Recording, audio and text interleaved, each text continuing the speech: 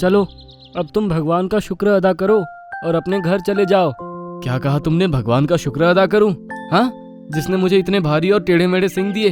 अपने ही जैसे किसी और बारहसिंगा से लड़ना चाहूं तब भी इसी तरह ये सींग उनके सींगों से उलझ जाते हैं। मुझे तो उस भगवान पर बहुत गुस्सा आता है जिसने मुझे ऐसा बनाया।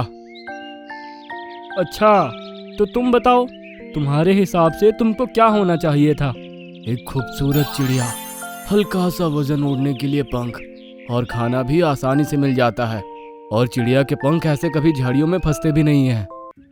एक जंगल में एक बारहसिंघा हिरन रहता था, जो कि हमेशा किसी न किसी बात को लेकर अपनी किस्मत को कोसता रहता था। एक दिन वो जंगल में खाना तलाश कर रहा था कि अचानक उसके सींग घनी झाड़ियों में फंस गए।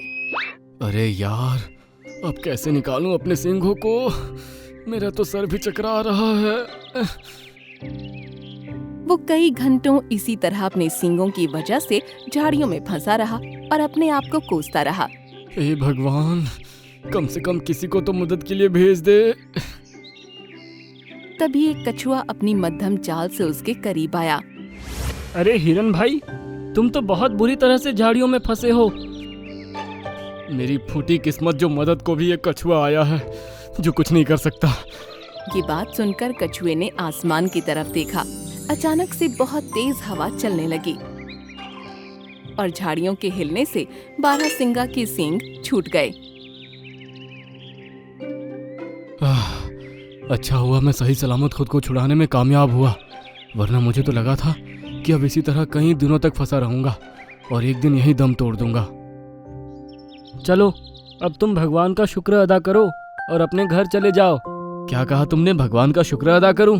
हाँ, जिसने मुझे इतने भारी और टेढ़े मेढ़े सींग दिए, जिनकी वजह से मैं बार बार मुसीबत में फंसता रहता हूँ। अपने ही जैसे किसी और बारहसिंगा से लड़ना चाहूं तब भी इसी तरह ये सींग उनके सींगों से उलझ जाते हैं। मुझे तो उस भगवान पर बहुत गुस्सा आता है जिसने मुझे ऐसा बनाया। अच्छा तो तुम बताओ, तुम्हारे हिसाब से तुमको क्या होना चाहिए था? एक खूबसूरत चिड़िया, हल्का सा वजन ओढ़ने के लिए पंख, और खाना भी आसानी से मिल जाता है। और चिड़िया के पंख ऐसे कभी झाड़ियों में फंसते भी नहीं हैं। ठीक है, तुम्हारी ये ख्वाहिश जल्दी ही पूरी होगी। ऐसा कहकर वो कछुआ धीमी चाल चलते हुए वहाँ से निकल गया। जाते जाते अच्छा मजाक करके गया है। चलो मैं भी अब अपनी गुफा में जाकर सो जाता हूँ, सर बहुत दर्द कर रहा है। ऐसा कहकर वो अपनी गुफा में चला गया। तभी अचानक से उसने देखा कि गुफा में पूरी तरह अंधेरा हो गया है। उसे बाहर जाने का रास्ता भी नहीं दिखाई दिया। अरे ये अंधेरा कैसे हो गया? कोई बचाओ! धीरे धीरे उसका दम घुटने लगा और वो बेहोश हो गया। काफी देर बाद जब उसकी आंख खुली तो उसने देखा कि अब सवेरा हो चुका है और वो एक पेड़ की डाल पर बैठा था। अरे यार, मैं इतने ऊंचे पेड़ पर कैसे पहुंच गया? ये कहकर उसने गौर किया कि उसमें बहुत से बदलाव आ चुके हैं। ये क्या, मेरी आवाज इतनी मीठी और ये पंख, अरे वाह, इसका मतलब मैं चिड़िया बन गया। ये कहकर वो पेड़ की डाली से उतरा और फिजा में उड़ने लगा। अरे वाह, ताजी हवा, हल्का वजन, कितना अच्छा लग रहा है। वो इसी तरह काफी देर तक उड़ता रहा। फिर उसको प्यास लगने लगी। अरे यार, इतनी जल्दी तो प्यास कभी नहीं लगती मुझे। उसने तालाब पर जाकर पानी पिया और आगे बढ़ा। कुछ देर उड़ने के बाद उसको फिर से प्यास और भूख लगने लगी। अब तो प्यास के साथ भूख भी लग रही है। मेरी चोंच बहुत छोटी है, शायद इसलिए बार बार प्यास लग रही है। लेकिन फिर भी मुझे उड़ना ही पड़ेगा। चलकर खाना और पानी तो नहीं ढूंढ सकती। ऐसा कहकर वो हवा में काफी ऊपर उड़ने लगी। तभी उसको अपने पीछे किसी बाज के चीखने की आवाज आई। Cheap cheap cheap. उसने पीछे मुड़कर देखा। अरे, ये बाज तो मेरी ही तरफ आ रहा है। कितनी प्यारी चिड़िया है, तू तो मेरा ही निवाला बनेगी। अरे बाप रे! उसने तेज तेज अपने पंख फड़फड़ाए और पूरी ताकत से उड़ा, लेकिन बाज की चाल उससे बहुत तेज थी। उसने झट से उसको अपने पंजों में दबा लिया। बस भैया, छोड़ दो मुझे। तो क्या दिवाली का ऑफर है जो तुझे छोड़ दूं? चिड़िया की जिंदगी भी कितनी मुश्किल है, अब पता चल गया।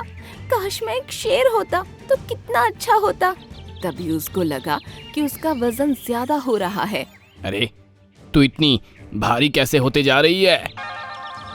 बाज उसका वजन संभाल नहीं पाया और वो उसके चंगुल से छूट गया। लेकिन अब उसके पंख गायब हो चुके थे। अरे मेरे पंख कहाँ गए? मैं तो अब नीचे गिरकर मर जाऊंगी। उसने चिल्लाते हुए अपनी आंखें बंद कर लीं। अब उसको पता था कि उसका अंतिम समय आ गया है। तभी उसको महसूस हुआ कि वो नरम मोटी घास के ऊपर है। उसने आंखें खोलीं तो पाया कि वो अब एक शेर है और नरम घास पर बिल्कुल सही सलामत खड़ा है। अरे वाह, अब मैं एक शेर हूँ। अब देखता हूँ कौन मुझसे भिड़ने की हिम्मत रखता है। उसने तेज दहाड़ की, जिसे सुनकर कोई भी जानवर सामने नहीं आया। लगता है मेरी दहाड़ सुनकर सभी जानवर डर गए हैं। अब मैं बना एक अच्छा ताकतवर जानवर। शेर राजा, अब समय आ गया है कि आप अपनी ताकत का सही इस्तेमाल करें। ये सुनकर उसने पीछे पलट कर देखा।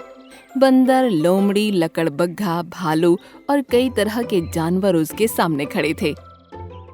शेर राजा की जय हो।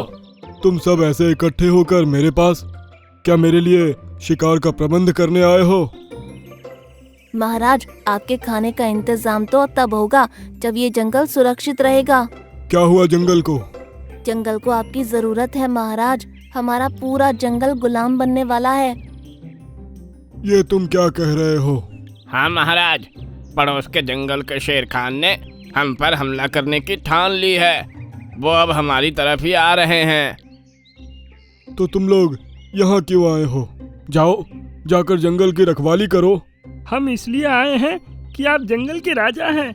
मुसीबत आने पर जंगल का राजा ही जंगल को बचाने के लिए आगे आता है। ये सुनकर वो मन ही मन सोचने लगा कि शेर होना भी बहुत मुश्किल का काम है। ठीक है, मैं लड़ूंगा और अपने जंगल की रक्षा करूंगा।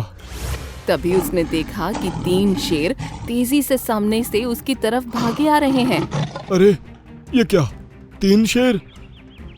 हाँ महाराज, आपको इन तीनों शेरों को हराना है। ये तीनों भाई मिलकर आपको मारना चाहते हैं और इस जंगल पर राज करना चाहते हैं। अरे बाप रे, 3 शेरों से मैं अकेला कैसे लड़ूंगा? जंगल के सभी जानवर एक तरफ हो गए और शेर ने चीखते हुए अपनी आंखें बंद कर लीं। काश मैं वापस बारहसिंघा ही बन जाता तो अच्छा होता। दूसरे जानवरों की जिंदगी तो मुझसे भी मुश्किल है। वो तीनों शेर उस पर झपटने ही वाले थे, लेकिन तभी सब कुछ शांत हो गया। उसने डरते हुए अपनी आंखें खोली तो वो अब वापस एक बारहसिंघा बन चुका था। हे भगवान, तेरा लाख लाख शुक्र है कि तूने मुझे वापस बारहसिंघा हिरन बना दिया।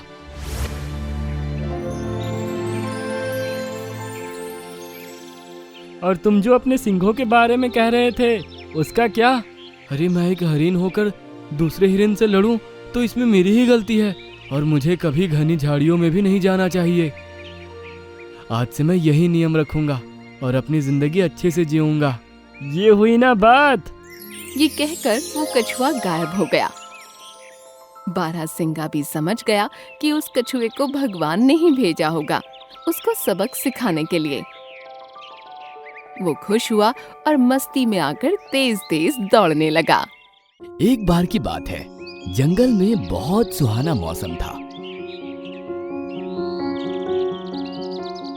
और सभी जानवर दोपहर में खेल कूद का मजा ले रहे थे।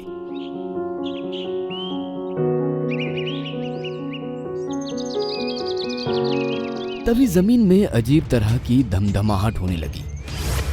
उन्होंने देखा कि सामने से मोटू गेंडा भागा हुआ आ रहा है। वह किसी अंधे जानवर की तरह चेहरे पर शरारती मुस्कान लिए चला आ रहा था। वो सब उससे बचने के लिए इधर उधर हट गए, लेकिन मेमना घबरा गया और वहीं खड़ा रहा। जैसे ही मोटू गेंडा करीब आया, उसने मेमने को जोरदार टक्कर मारी और वो दूर जा गिरा। फिर मोटू गेंडा एक पेड़ से टकराया। फिर वो पेड़ भी उखड़कर जमीन पर गिर गया, जिसको देखकर मोटू गेंडा रुका और हंसने लगा। सभी जानवर घबराकर मेमने के पास गए और उसको देखने लगे। मेमने भाई, तुमको कुछ हुआ तो नहीं ना? सुनकर मेमना खड़ा हुआ और दर्द भरी आवाज में बोला, चोट तो नहीं आई, लेकिन दर्द हो रहा है। मोटू, तुम देखकर नहीं भाग सकते क्या? अभी मेमने को कुछ हो जाता तो? तुम हमेशा ऐसा ही करते हो, किसी ना किसी जानवर को चोट पहुंचाते रहते हो और रोजाना कोई ना कोई पेड़ भी तुम्हारी वजह से उखड़ जाता है। इसमें मेरी कोई गलती नहीं। मुझे ऊपर वाले ने ये जो सींग दिया है ना, इससे अगर किसी को टक्कर ना मारूं या पेड़ ना गिराऊं तो मुझे अच्छा नहीं लगता। तुम लोग खुद अपना बचाव किया करो। शायद तुम ध्यान नहीं देते, मेरे 2 दांत हैं और वो भी तुम्हारे सींग से बड़े, लेकिन मुझे तो किसी को चोट पहुंचाने में या फिर इनसे पेड़ गिराकर जंगल को बर्बाद करने में कोई मजा नहीं आता। फिर तुम ऐसा क्यों करते हो? वो तुम्हारी टेंशन है हाथी, लेकिन मुझे तो बड़ा मजा आता है। कहकर मोटा गेंडा वहां से चला गया और सभी जानवर बस गुस्सा होकर रह गए। ये मोटा गेंडा हमें रोजाना परेशान करता है और कोई ना कोई पेड़ गिराकर जंगल को बर्बाद करता है। पता नहीं इससे कब छुटकारा मिलेगा। हिरन इन सब जानवरों में सबसे चालाक था। वो अब यही सोचने लगा कि मोटू गेंडे से छुटकारा कैसे पाया जाए। एक दिन वो हाथी और मेमने के साथ ऐसे ही जंगल में टहल रहा था।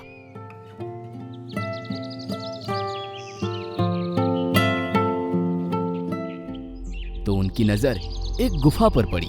देखो दोस्त, ये गुफा कितनी बड़ी है और इसके अंदर कितना अंधेरा है। चलो चलकर देखते हैं। सभी उस गुफा के करीब गए और उसके मुंह पर जाकर उन्होंने देखा कि वो गुफा बहुत गहरी है और आगे जाकर उसमें बहुत अंधेरा है। हिरन ने देखा कि उसके करीब एक बड़ा सा पत्थर है, जो कि गुफा के मुंह से थोड़ा बड़ा मालूम होता है। हाथी, ये सामने बड़ा सा पत्थर पड़ा है, क्या तुम इसको खसका सकते हो? ये तो काफी बड़ा है, लेकिन मैं कोशिश करके देख सकता हूँ। कहकर हाथी उस पत्थर के पास गया और उसको धीरे धीरे खिसकाने लगा। जब वो पत्थर गुफा के मुंह के करीब पहुंचा तो हिरन बोला, बस बस, अब रुक जाओ हाथी। उसकी आवाज सुनकर हाथी रुक गया। देखना, अब हमें इस मोटू गेंडे से छुटकारा मिल जाएगा। हाँ, तुम्हारी बात समझ में नहीं आ रही दोस्त। सुनकर हिरन ने सबको अपना आइडिया बताया और फिर सभी खुश हो गए। शाम के टाइम वो सभी अपनी उसी जगह पर खेलने लगे।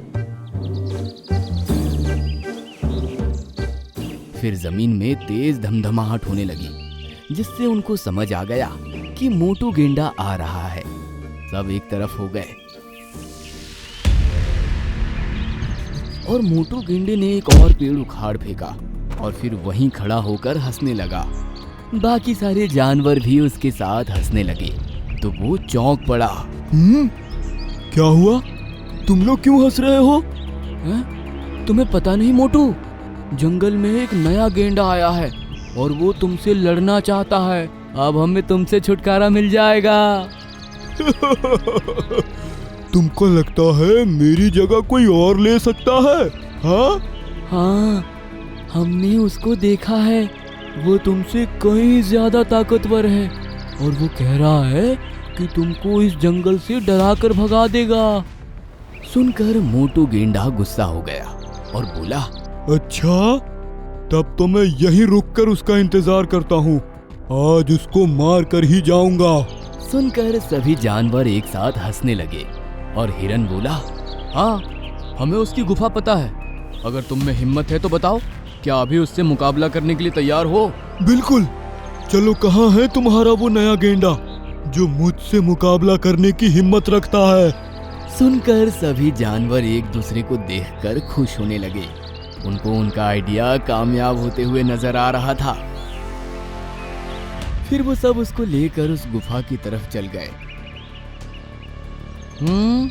क्यों मोटू, क्या तुमको उसे पुकारने में डर लग रहा है? सुनकर मोटू गुस्सा हो गया और गुफा के मुंह पर जाकर चिल्लाया, ओए गेंडे, अगर हिम्मत है तो आ मेरा सामना कर। उसने इतना कहा और फिर उसी की गूंज थोड़ी देर बाद उसको वापस सुनाई दी।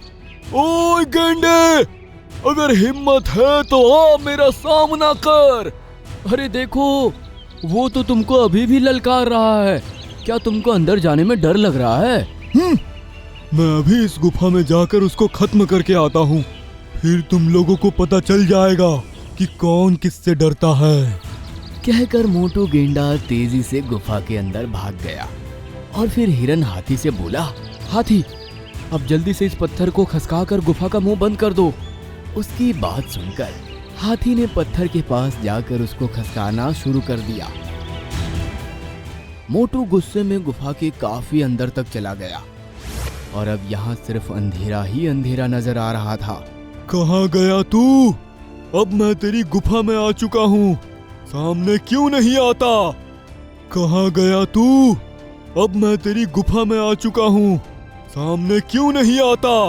अब फिर से उसकी गूंज वापस उसको सुनाई दी तो सब उसको समझ में आ गया कि उसको बेवकूफ बनाया गया है। वह बहुत गुस्सा हुआ और वापस गुफा के मुंह की तरफ भागा। लेकिन तब तक हाथी पत्थर को खिसकाकर गुफा के मुंह पर ले गया था। मोटू बहुत तेजी से भागता हुआ उस तरफ बढ़ रहा था। जब तक वो वहां पहुंचा, गुफा का मुंह पूरी तरह से बंद हो चुका था। फिर भी उसने पूरी ताकत लगाकर उसमें टक्कर मारी, लेकिन वो पत्थर उससे हिला तक नहीं। इसको हटाओ, हटाओ इसे। तुम लोगों ने मुझे बेवकूफ बनाकर अच्छा नहीं किया। अब तुम इस गुफा से बाहर आ जाओगे तभी हमसे बात करना मोटू। कहकर सभी जानवर हंसने लगे। बहुत अच्छे हिरन, तुम्हारी वजह से आज हमें इस मोटू से छुटकारा मिल गया। सच में हिरन, तुमने अपनी चालाकी का अच्छा इस्तेमाल किया। हिरन मुस्कुराया और बोला, अगर तुम लोग साथ नहीं देते तो मेरा चालाक दिमाग भी कुछ नहीं कर पाता। चलो अब हम सब यहाँ से चलते हैं। वैसे भी हमें इस जगह रुकने की कोई जरूरत नहीं है। सुनकर सभी वहां से चल दिए।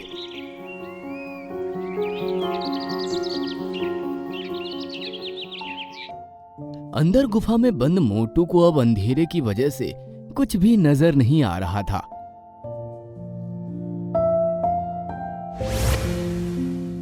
वो बस इधर उधर टक्कर मारकर अपनी सींग पर चोटें खा रहा था। उस दिन के बाद वो कभी उस गुफा से बाहर नहीं आ सका और सभी जानवर सुकून से जंगल में रहने लगे।